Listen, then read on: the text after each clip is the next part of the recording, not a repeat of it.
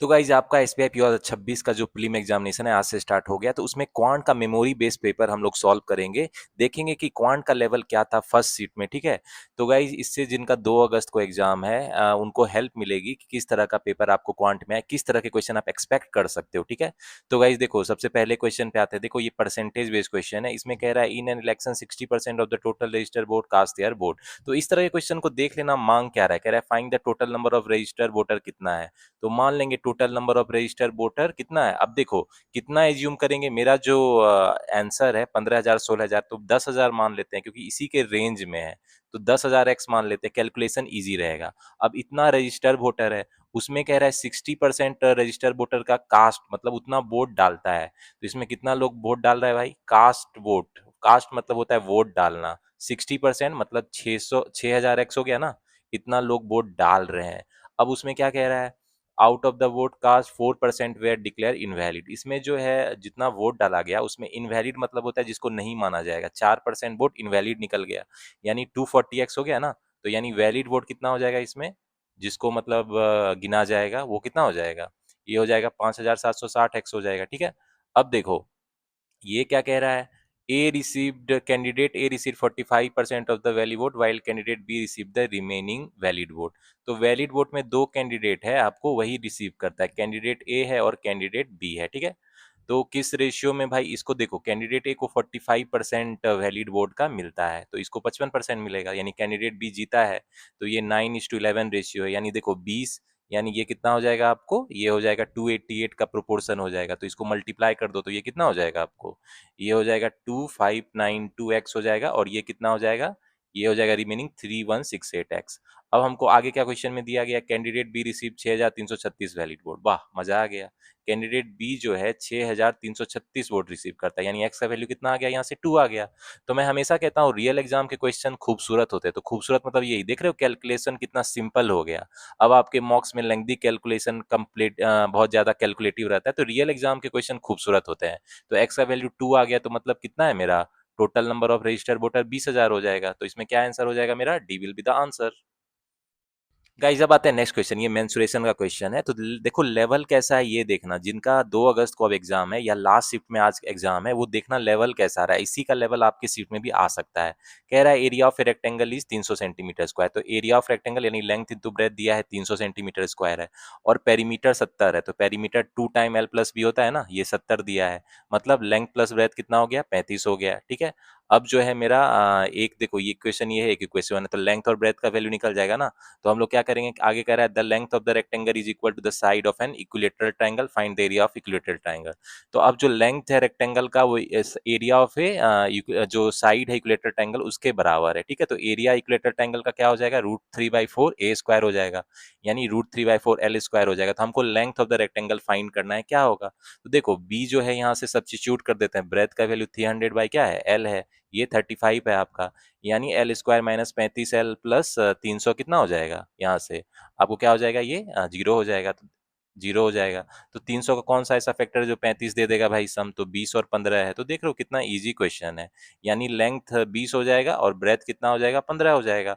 अब जो है इसका जो इक्वेलेटर ट्रायंगल का लेंथ 20 है, तो इसका एरिया कितना हो जाएगा, √3/4 20 × 20 यानी कितना हो जाएगा 5, यानी एरिया हो जाएगा इक्विलेटरल ट्रायंगल का 100√3 सेंटीमीटर स्क्वायर हो जाएगा, ठीक है।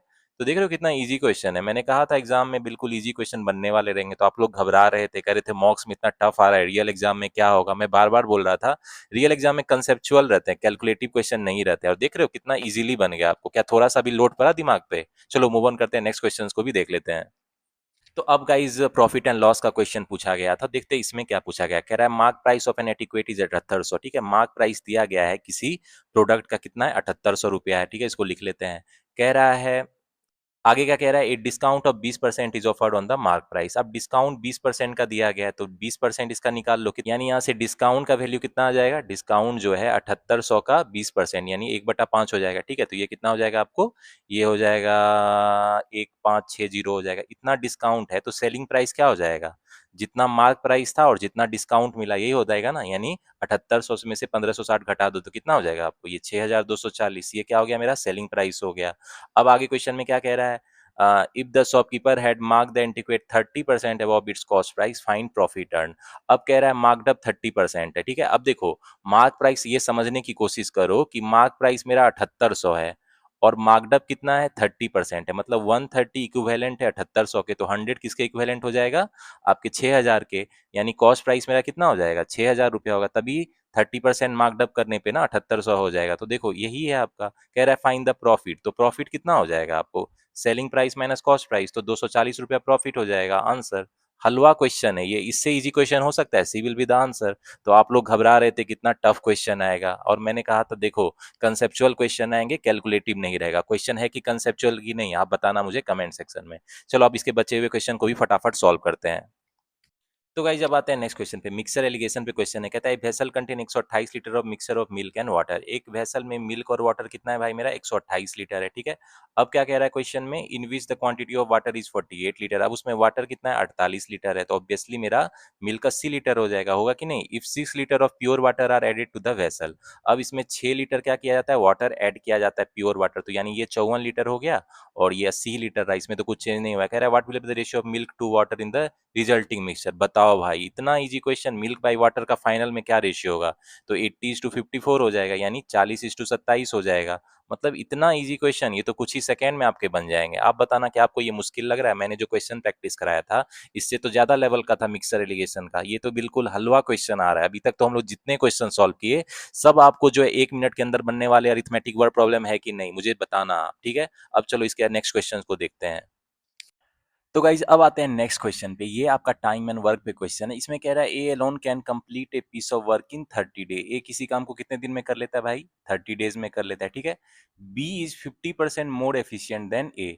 मतलब एफिशिएंसी जो बी का है कितना भाई, 50% मोर है, तो मतलब कितना हो गया 150/100, यानी 3/2 हो गया एफिशिएंसी ऑफ ए के।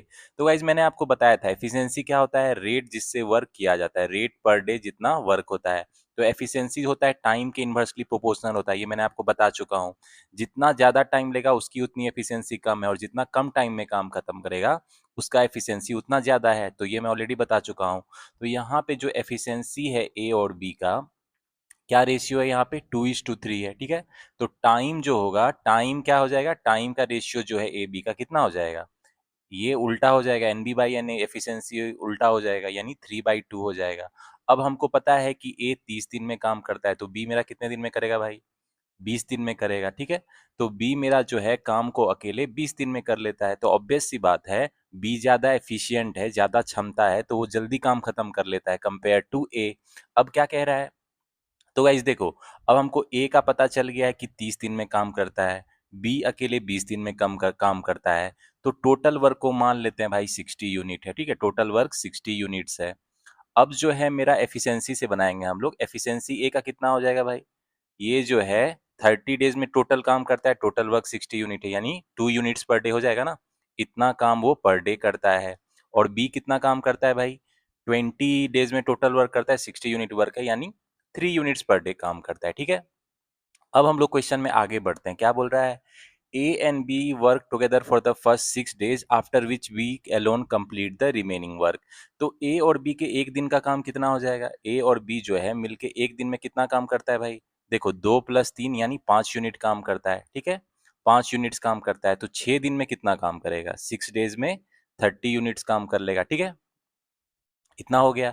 अब जो है टोटल वर्क मेरा 60 है और ए प्लस बी 6 दिन में इतना काम कर लिया, तो रिमेनिंग वर्क काम कितना बचेगा भाई, रिमेनिंग वर्क जो है 60 - 30 30 हो जाएगा, इतना यूनिट्स हो जाएगा, ठीक है।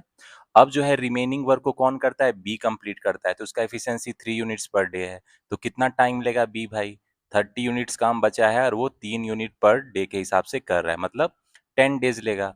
तो हमको क्वेश्चन में क्या पूछ रहा है वो देख लेते हैं। क्वेश्चन में पूछ रहा है कि find the total number of days taken to complete the work. तो देखो ए और बी जो है 6 दिन काम किया, ये हो गया, ठीक है।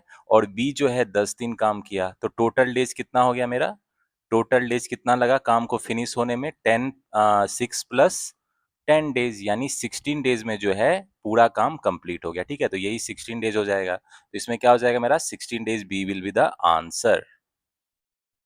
तो गाइस अब आते हैं ट्रेन पे क्वेश्चन। देखा रहा है a train is 450 metre long. अब जो है ट्रेन 450 मीटर लंबा है। It crosses an electric pole in 18 second. 18 second में इलेक्ट्रिक पॉल को क्रॉस करता है। ट्रेन का लेंथ 450 है, तो वेलोसिटी ऑफ द ट्रेन कितना हो जाएगा भाई? 450 बटा 18 मीटर पर सेकंड। इसको लिख लेते हैं फटाफट। अब कह रहा है ये क्रॉस करता है प्लेटफॉर्म को इन 42 सेकंड।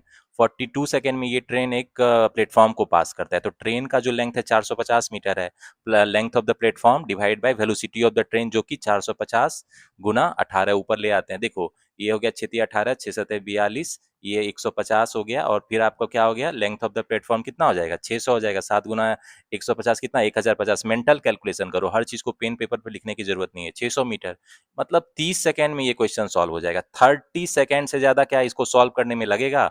और ये आपका एसबीआई पीओ 2026 प्रीलिम के एग्जाम का क्वेश्चन है, जिसको आप लोग बोल लेते खूंखार क्वेश्चन आएगा। तो गाइज मैं प्लीज पूछना चाहता हूं आपसे, क्या आपका डर जो रहे थे, क्या वाजिब डर था, या मॉक्स ने डर बनाया था, कुछ बैंकिंग वेबसाइट ने डर बनाया था, कुछ टीचर्स ने डर बनाया था? क्वेश्चन इतना इजी, इससे क्वेश्चन ट्रेन्स के क्वेश्चन इजी हो सकते हैं? मुझे बताना, आप कमेंट सेक्शन में जरूर बताना। तो गाइज अभी तक हम लोगों ने जितना क्वेश्चन सॉल्व किया सारे हलवा क्वेश्चन थे। अब मैं देख रहा हूँ आगे कुछ क्वेश्चन क्या हम लोग को चैलेंज कर पाएगा। मैं चाहता हूँ भाई, एसबीआई पीओ प्रीलिम्स का एग्जामिनेशन है, इतना टफ एग्जाम होता है, इतना कुछ क्वेश्चन तो आप लोग को चैलेंज करना चाहिए। ये तो अभी तक सारे इजी क्वेश्चन आ रहे हैं। अब ये मत बोलना कुछ बच्चे की बहुत टफ मॉडरेट लग रहे हैं। आपकी प्रिपरेशन अगर अच्छी है, मेरे चैनल से प्री मेंस के क्वेश्चन अगर आपने किए हैं, तो ये क्वेश्चन आपको हलवा नहीं लगेगा तो क्या लगेगा? मुझे जरूर बताना। अब देखते हैं नेक्स्ट क्वेश्चन क्या हम लोग को चैलेंज करता है। देखो परसेंटेज पे है, तो इस तरह के क्वेश्चन को देखते ही आपको पता चल गया कि मंथली सैलरी को कुछ मान लेते हैं। तो देखो 10,000 के रेंज में मानेंगे तो मेरा कैलकुलेशन ईजी रहेगा, ठीक है। तो चलो मान लेते हैं मंथली सैलरी को कुछ एज्यूम कर लेते हैं। तो क्या एज्यूम करेंगे भाई, क्या एज्यूम करना सही रहेगा? तो मान लेते हैं मंथली सैलरी को मान लेते हैं, मंथली सैलरी जो है इसको मान लेते हैं 1000 एक्स से, ठीक है, कैलकुलेशन ईजी रहेगा। कह रहा है उसका 18% जो मैन है मंथली सैलरी खर्च करता है रेंट पे। तो रेंट पे कितना खर्च कर रहा है भाई? 180 एक्स कर रहा है। अब फूड पे 22% कर रहा है, तो फूड पे कितना कर रहा है भाई? 220 एक्स कर रहा है। मतलब 400 एक्स खर्चा हो गया रेंट और फूड पे। तो रिमेनिंग कितना बचा भाई?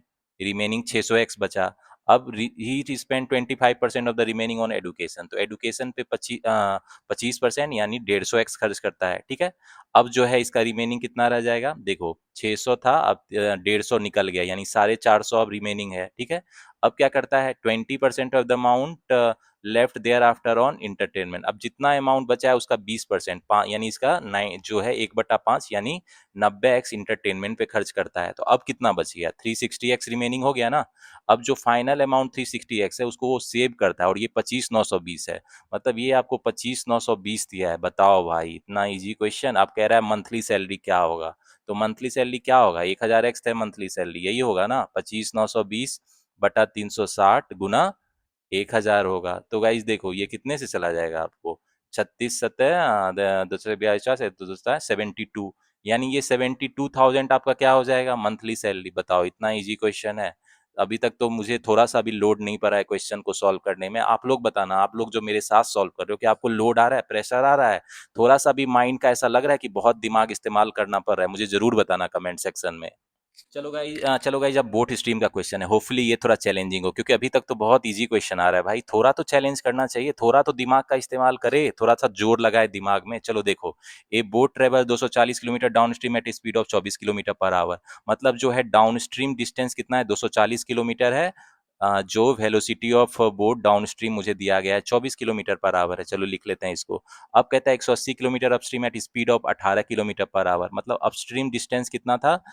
180 किलोमीटर था, जिसको वो अपस्ट्रीम स्पीड का क्या है उसका भाई? 18 किलोमीटर पर आवर, ठीक है।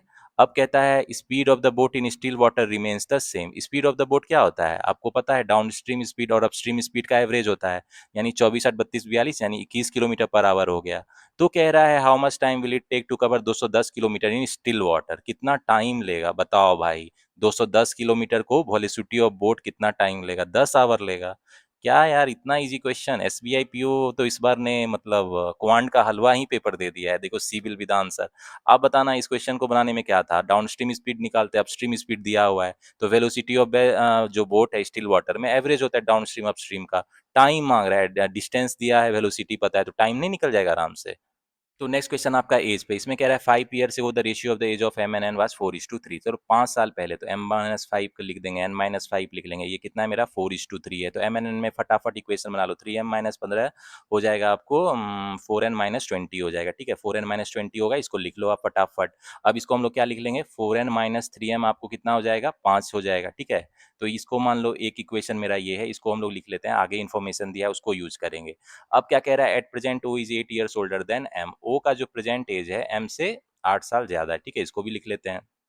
अब कह रहा है also the sum of N age 5 years ago and O's present age is 40 years. N का एज 5 साल पहले और ओ का प्रेजेंट एज का जो सम है 48 ईयर है, यानी एन प्लस ओ मेरा कितना है भाई 53 है। अब देखो ओ का वैल्यू m+8 है ना, तो यहाँ पे रख देते हैं n प्लस एम, और 8 को उधर ले जाते तो कितना हो जाएगा 45 हो जाएगा। बताओ, ये इक्वेशन 2 आ गया। अब दो इक्वेशन 1 एंड 2 से एन और एम का वैल्यू नहीं निकल जाएगा, इसी को 4 से गुना कर दो तो ये 180 हो गया। और वो पहला इक्वेशन 4n-3m कितना है मेरा 5 है, ठीक है। तो दोनों को क्या करेंगे भाई, माइनस कर देते हैं, एन को उड़ जाएगा यहाँ से, देखो 7m आपका कितना हो जाएगा 175 हो जाएगा। मतलब मेरा m कितना आ गया, 7×2 = 14, 25 आ गया। m 25 आ गया तो n कितना है 20 आ गया। अब n देखो, o m+8 है तो o कितना आ जाएगा आपको 33 आ जाएगा। तो अब हमको मांग क्या रहा है क्वेश्चन में भाई, कह रहा है find the present age of m। तो m का प्रेजेंट एज क्या है 25 ईयर्स है। बताओ, this will be the answer. तो गाइस देखो, क्वाड्रेटिक इक्वेशन का भी क्वेश्चन पूछा गया था, 4 क्वेश्चन थे। मैंने बोला था ना क्वाड्रेटिक इक्वेशन पूछ सकता है, नंबर सीरीज भी पूछ सकता है, एक डिफरेंट सीट में मिसिंग नंबर सीरीज भी पूछा गया था। तो इस तरह के क्वेश्चन को तो भाई फटाफट सॉल्व करना है, इस तरह के क्वेश्चन में तो टाइम लेना ही नहीं है। देखो पहला क्वाड्रेटिक इक्वेशन क्या है मेरा भाई, देखो 3y लिख देता हूँ आपके लिए, और 3y² + 13y - 16 = 0 है। तो गाइस यहाँ y का क्वाड्रेटिक इक्वेशन का फॉर्मूला लगा दो, -13 लिख लो, +-13 का स्क्वायर 169, 16 चौके 64 दिया 192 हो गया, ठीक है। 192 डिवाइड बाई 6। अब ये देखो, ये आपको कितना हो गया 361, यानी 19 का है ये, तो -13 + -19 लिख लो डिवाइडेड बाई 6। अब ये 1 हो गया, और -32/6 यानी -16/3 हो गया कि नहीं। अब दूसरा इक्वेशन मेरा क्या है भाई, 3x² है -13x + 14 है, ठीक है।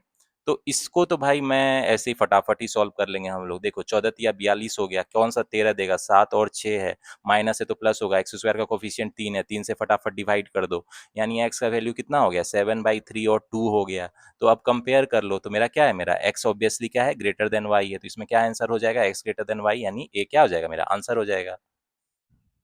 अब आते हैं नेक्स्ट क्वेश्चन में। देखो नेक्स्ट क्वेश्चन में क्या है, मेरा पहला क्वाड्रेटिक इक्वेशन 3x² + 11x + 10 = 0 है।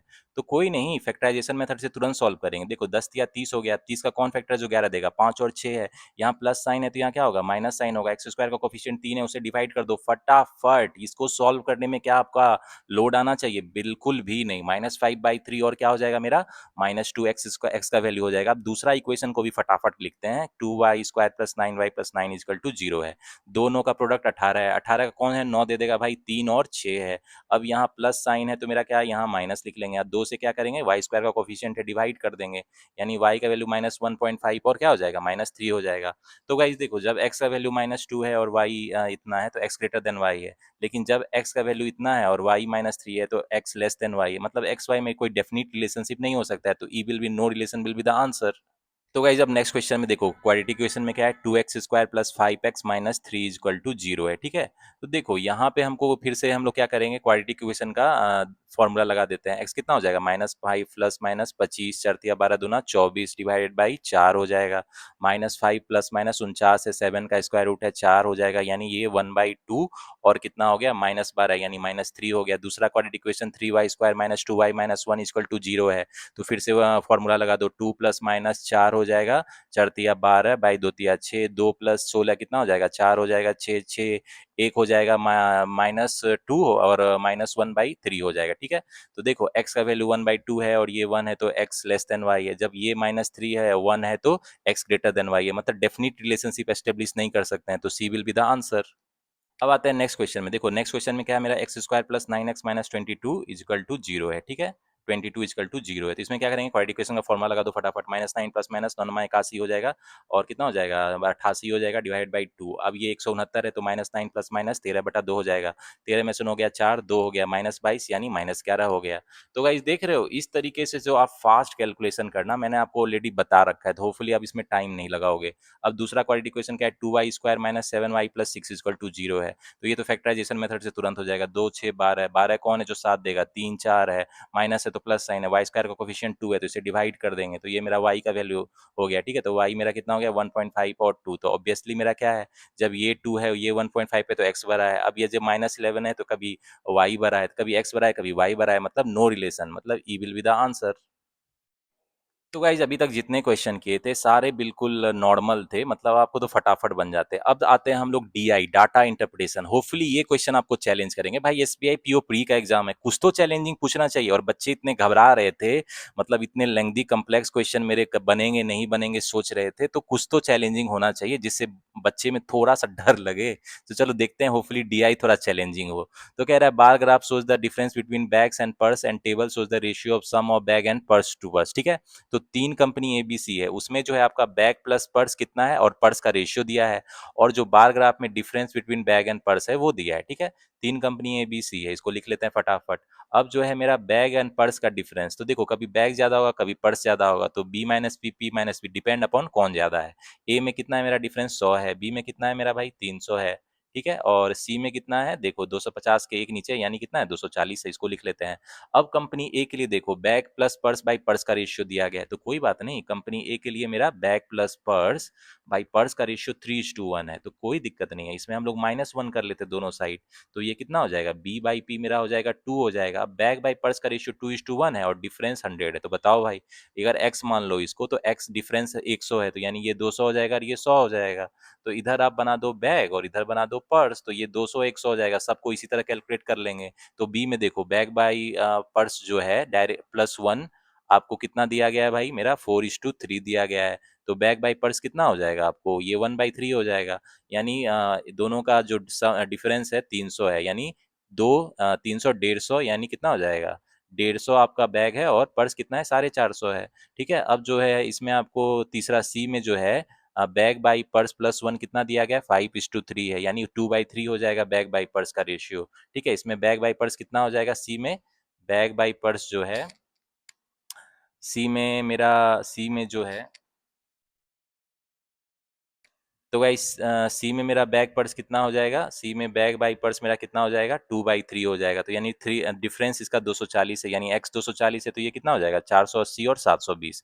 तो क्या क्वेश्चन है भाई, इतना मजे में बन रहा है, इससे तो अच्छे लेवल के डीआई मैं आपको प्रैक्टिस कराता। आप लोग बोलते थे, कुछ बच्चे कमेंट करते थे कि इतने ईजी डीआई नहीं आते, तो मैंने जो डीआई कराया इससे तो बहुत ज्यादा लेवल था और ये तो बहुत ईजी है। इसमें आपको जितना बैग है पर्स है ये पता चल गया, तो हम लोग एक और डाटा लिख लेते हैं, टोटल बैग और पर्स कितना है 300 है ए के लिए, बी के लिए कितना है 600 है और इसके लिए कितना है 500 7 1200 है। अब हम लोग क्या करते हैं, क्वेश्चन पे आते हैं। डाटा कलेक्ट हो गया तो इसके क्वेश्चन को हम लोग फटाफट सॉल्व करते हैं। तो गाइस हमारा डाटा कलेक्ट हो गया, आप क्वेश्चन में आते हैं। कह रहा है what is the total number of bag and purse combined of company A and C together. तो देखो ए में 300 है और सी में 1200, तो 1200 300 कितना हो गया 1500 हो गया, ए विल बी द आंसर। अब आते हैं इसके नेक्स्ट क्वेश्चन में। कह रहा है find the ratio of number of bags to the number of purse for company B and C taken together. तो बी जो कंपनी है इसमें बैग टोटल कितना है 200 और आपका कितना है, तो गाइज जो बी और सी कंपनी में टोटल बैग कितना है मेरा 530 630 हो गया। ठीक है, और बी और सी में टोटल पर्स कितना है 450 470 1170 है। ठीक है, तो इसका कह रहा है रेशियो क्या होगा, तो सतनमा आपको 9 सत्ते 63 और 9 का 2 7:13 हो जाएगा, ये विल बी द आंसर। अब आते हैं नेक्स्ट क्वेश्चन में। कह रहा है if the number of bag of company A increases by 50%, मतलब ए में बैग कितना था भाई, अभी कितना है बैग 200 है। ठीक है, अगर ये 50% से इंक्रीज हो यानी 3/2 यानी 300 बैग हो जाए। ठीक है, and the number of purse of company A increases by 20%, bag कितना है और पर्स इनिशियली कितना है 100 है मेरा, अब ये 100 से 20% बढ़ जाए तो कितना हो जाएगा 120 हो जाएगा। ठीक है, तो कह रहा है what will be the new difference between bag and purse of company, तो डिफरेंस कितना हो जाएगा 180 हो जाएगा, B will be the answer. अब आते हैं एसडीआई के अगले क्वेश्चन में। इसमें कह रहा है द पर्स ऑफ कंपनी सी, सी में कितना पर्स है भाई 720 है, is what percent more than the purse of company है। तो पर्स ऑफ कंपनी है कितना है भाई 100 है, तो कितना ज्यादा है ये पूछ रहा है, तो भाई कितना ज्यादा है, कोई दिक्कत नहीं है 620 ज्यादा है। 620% सी विल भी क्या हो जाएगा, आंसर हो जाएगा। तो बताओ, आपको लग रहा था कैलकुलेटिव क्वेश्चन बना रहे थे, ये क्वेश्चन डायरेक्ट है कि नहीं? बिल्कुल वन लाइनर है, जो कि कुछ ही सेकंड में आपके बन जाएंगे अगर आपका डाटा कैलकुलेट है, ठीक है। तो इसी तरह के मैंने बोला था रियल एग्जाम के क्वेश्चन सिंपल होंगे, कैलकुलेटिव नहीं होंगे। देख रहे हो क्वेश्चन कितने फटाफट बन रहे हैं। तो गाइस अब आते हैं नेक्स्ट क्वेश्चन में। इसमें कह रहा है find the average of total bag and purse of company A B C. तो ए में देखो 300, 600, 900, 2100, 2100 का एवरेज 700 हो जाएगा। क्या हो जाएगा? ई विल बी द आंसर। तो गाइस पहला डीआई तो बहुत इजी था। देखते हैं ये वाला डीआई क्या चैलेंजिंग है। ये टेबुलर डीआई आपका। तो इसमें देखो टेबल दिया गया है और क्या दिया गया, table show the total number of boys and girls in 5 class. A B C D 5 class में टोटल बॉय एंड गर्ल का इन्फॉर्मेशन दिया गया है। Also shows the percentage of girls out of the total student. Girls का परसेंटेज भी दिया गया है। तो बताओ भाई, ये भी तो ईजी ही है। अब देखो इसमें गर्ल कितना है, बॉय कितना है, ये पता कर लेंगे। देखो 60% गर्ल है, मतलब कितना हो गया आपको, 60:40 यानी 3:2 यानी कितना हो गया 5 यानी 55। 55 तिया कितना हो जाएगा 165। और कितना हो जाएगा 55 दूना हो कितना हो जाएगा आपको 110 हो जाएगा। और इसमें देखो 105 है, 1/3 इसमें गर्ल है यानी 35 गर्ल है, तो 70 कितना बॉय हो जाएगा। इसमें 25% 1/4 यानी 85 आपका क्या है, गर्ल्स है। और तो बॉय कितना हो जाएगा, बचा हुआ 15 यानी 1500 204 यानी 255 हो जाएगा। 245 में जो 40% यानी 2:3 5, तो 5 चौके 20 49 यानी कितना हो जाएगा 49 दूना 98 हो जाएगा। और 49 दिया कितना हो जाएगा 147 हो जाएगा, ठीक है। अब इसमें देखो 14.28 है, ये कितना हो जाता है आपको 1/7 होता है। तो परसेंटेज से फ्रैक्शन पता होना चाहिए। 60 गर्ल्स है यानी 360 बॉय है। तो देख रहे हो इतना इजी डीआई है भाई। इस डाटा को कलेक्ट करने में आपको 1 मिनट से भी कम टाइम लगेगा कि नहीं मुझे बताना। और मैंने इतना अप्रोच बताया आपको डीआई सॉल्व करने का फास्ट तरीका। ये डीआई तो जिस लेवल को मैं बताता हूँ उससे तो ये बहुत कम लेवल है। ये तो आपको 1 मिनट के अंदर डाटा फटाफट कलेक्ट करके रख दोगे। चलो अब इसको क्वेश्चन को देखते हैं। क्वेश्चन होपफुली चैलेंजिंग होंगे थोड़े, मे भी देख लेते हैं क्वेश्चन कैसा है। तो गाइस अब क्वेश्चन में आते हैं। पहला क्वेश्चन में कह रहा है find the total number of boys in classes A C E and together. A में कितना बॉय है 110 है, सी में 255 है, ई में 360 है। Clear 165 365 425 725 D will be the answer. तो गाइस अब आते हैं अगले क्वेश्चन में। देखो कह रहा है find the total number of girls in class B and class D together. तो बी में कितना गर्ल है भाई, देखो 35 है। और डी में कितना है 98 है, यानी कितना हो गया ये 103 133 हो गया, ठीक है। अब कह रहा है ये combined number of girls is what percent of the combined total student of B and D. तो बी एंड डी में टोटल स्टूडेंट कितना है, देखो इतना है यानी 350 है। तो कह रहा है ये कितना परसेंट होगा। तो कितना परसेंट होगा फटाफट निकाल लेते हैं। 2 हो गया, 7 हो गया, और ये कितना हो गया 7 का से 19 हो गया, यानी 38% हो जाएगा, ठीक है। इसमें क्या हो जाएगा मेरा, B will be the answer. अब आते हैं अगले क्वेश्चन में। कह रहा है find the ratio of boys to girls in class C and D combined. तो सी एंड डी में बॉय और गर्ल का क्या रेशियो। देखो सी में 255 है और 147 बॉय, यानी कितना हो गया 262 302 402 बॉय है, ठीक है। और गर्ल कितना है भाई सी और डी में 85 98 यानी 93 90 103 183 हो गया, ठीक है। तो अब ये कितना हो जाएगा, इसको थोड़ा हम लोग सिंप्लीफाई कर लेंगे। तो देखो 3 से जाए 3 तिया 3 तेरह 39 134 134 is to 61 B will be the answer. अब आते हैं एसडीआई के अगले क्वेश्चन में। इसमें कह रहा है the number of boys in class ई। अब क्लास ई में बॉय अगर इंक्रीजेज बाई 20%, ई में अभी कितना बॉय है 360, ठीक है। 20% बढ़ जाए यानी 120 6/5 यानी 72, ये हो गया 6 दूना 12 इधर से तक 42 432 हो जाए ई में जो है बॉय, ठीक है। इसको लिख लेते हैं। While the number of girls remain the same. और गर्ल्स कितना है इसमें, देखो भाई 60 गर्ल्स है ना, तो इसको लिख लेते हैं 60 गर्ल्स है। तो कह रहा है find the new percentage of girl in class E. New percent of girls in class C कितना है भाई, देखो 60 गर्ल है और टोटल कितना है मेरा 492 है, ठीक है। तो ये टोटल कितना परसेंट है भाई, ये निकालना है हमको, ठीक है। तो गाइस इसमें क्या हो जाएगा, ये देखो ये आपको कितने से हो जाएगा, ये आप डायरेक्ट कर लो 492 से 6000 को डिवाइड कर दो, तो ये कितना हो जाएगा 492 हो जाएगा। और ये 108 हो जाएगा 1080, यानी ये नियरली 2 से जाएगा, तो 12 पॉइंट समथिंग हो जाएगा। तो देखो ए विल बी द आंसर। तो देखो बचे हुए आंसर की जरूरत भी नहीं, पर ये ए वाला ही आपका क्या हो गया, आंसर हो गया।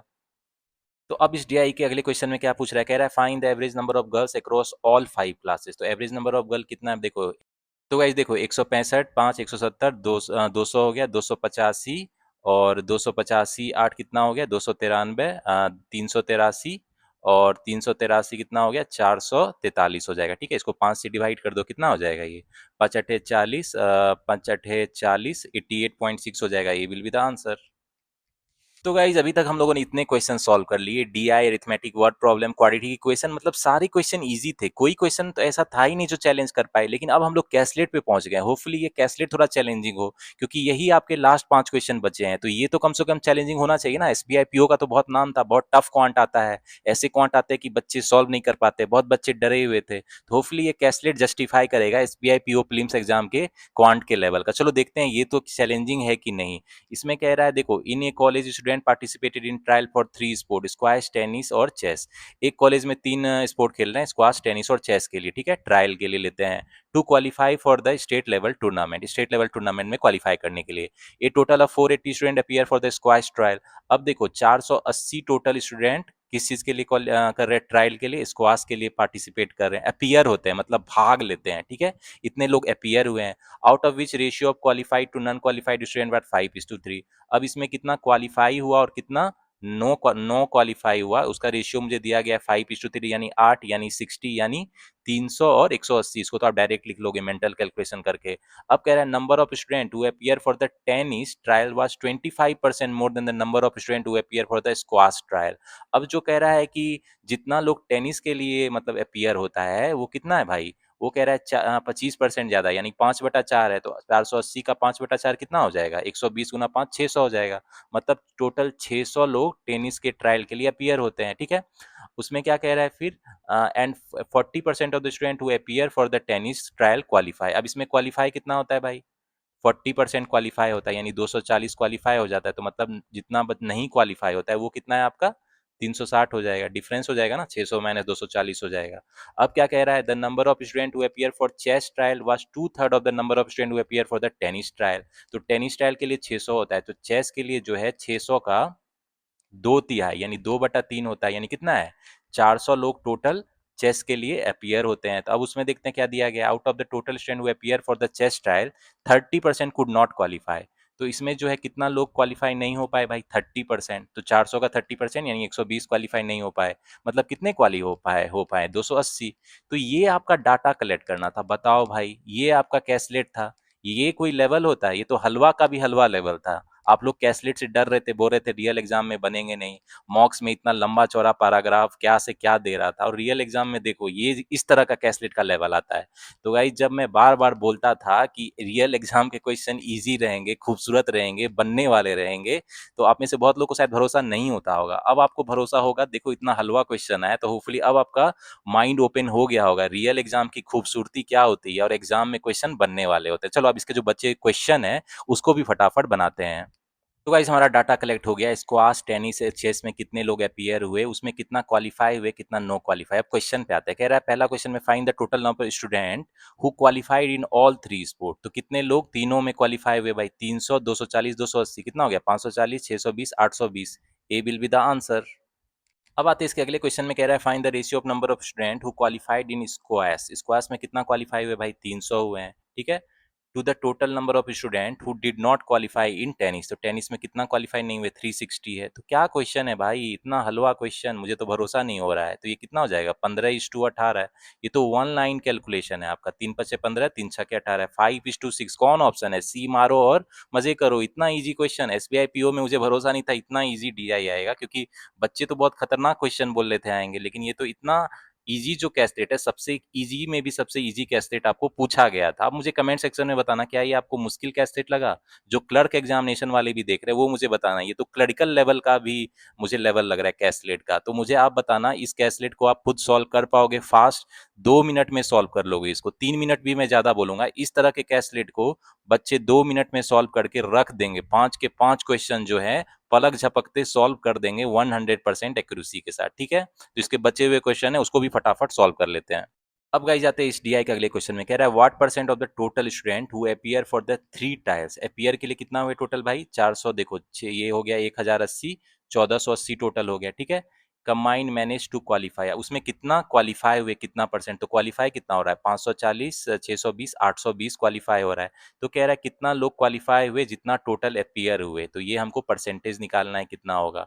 तो मैं इसको कहूंगा थोड़ा डायरेक्ट कर दो, 148 से 8200 को कर दो डायरेक्ट, कितना हो जाएगा आपको, 7 6 से जाएगा इतनी, 5 से जाएगा तो क्या हो जाएगा 5 का, देखो ऑप्शन में देखोगे डी मार के आगे बढ़ो, 5 से एक ही ऑप्शन स्टार्ट हो रहा है, थोड़ा स्मार्ट स्मार्ट वे में ऑप्शन यूज सेलेक्ट करके भी आप आगे बढ़ सकते हो। हर चीज को कैलकुलेशन पेन पेपर यूज करने की जरूरत नहीं है, तो थोड़ा स्मार्ट कॉमन सेंस यूज करो, ऑप्शन को भी देख लेना, ऑप्शन देख के भी आपको जल्दी पता चल जाएगा कौन सा मेरा ऑप्शन करेक्ट होने वाला है, ठीक है। तो इसमें क्या हो जाएगा, मेरा डी हो जाएगा।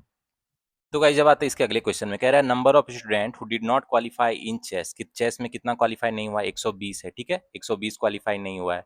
कह रहा है is what percent of the number of student who qualified in squash, तो स्क्वैश में क्वालिफाई करने वाले कितने हैं, 300 है। बताओ भाई, इसको तो देख के ही मैं बोलूंगा 40%, ए विल बी द आंसर, इसको तो आपको सोचना भी नहीं पड़ेगा। मतलब कैलकुलेशन भी इजी, क्वेश्चन तो इजी और कैलकुलेशन भी सिंपल, जो कि मैं हमेशा बोला करता था, लेकिन एक्चुअली मुझे भी भरोसा नहीं हो रहा है कि ये इतना इजी क्वांट का पेपर दे देगा। मुझे लगा एटलीस्ट मॉडरेट लेवल रहेगा, ये तो इजी टू मॉडरेट बोल सकते हैं, और अगर आपकी बहुत मैथ अच्छी है तो उसको इजी लेवल बोल सकते हैं, ठीक है।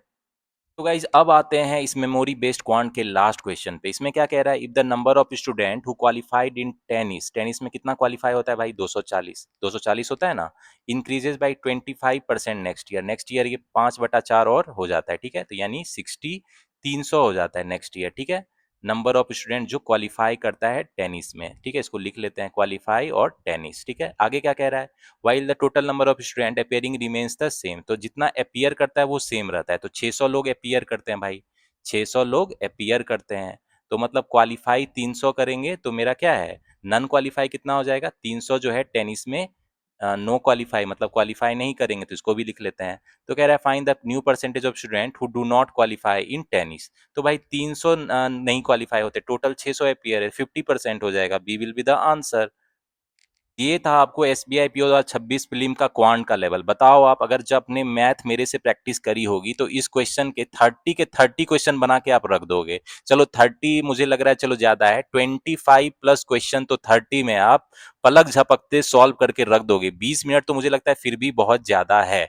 और क्लरिकल वाले जो भी बच्चे देख रहे हैं, जो पीओ एग्जाम डर के नहीं देखते हैं, मैं क्लरिकल वाले स्टूडेंट को भी बोलूंगा इस पेपर को सॉल्व करना मेरे साथ। आपको ये पेपर इजी लगा कि नहीं क्वांट का, और ये रियल एग्जाम लेवल क्वेश्चन के पेपर हैं, रियल एग्जाम क्वांट लेवल ये है। तो आप लोग जो घबराते थे, और मैं हमेशा आपको बताता कि भाई रियल एग्जाम में क्वेश्चन बनेंगे, कंसेप्चुअल रहेंगे, कंसेप्चुअल क्वेश्चन थे, और क्वेश्चन कैसा था भाई, कंसेप्चुअल था।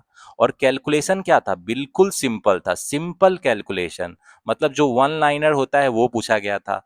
तो आप लोग, इसीलिए मैं हमेशा कहता हूं कि जो प्रीवियस ईयर क्वेश्चन है उसको प्रैक्टिस करो, उसके जैसा क्वेश्चन आता है।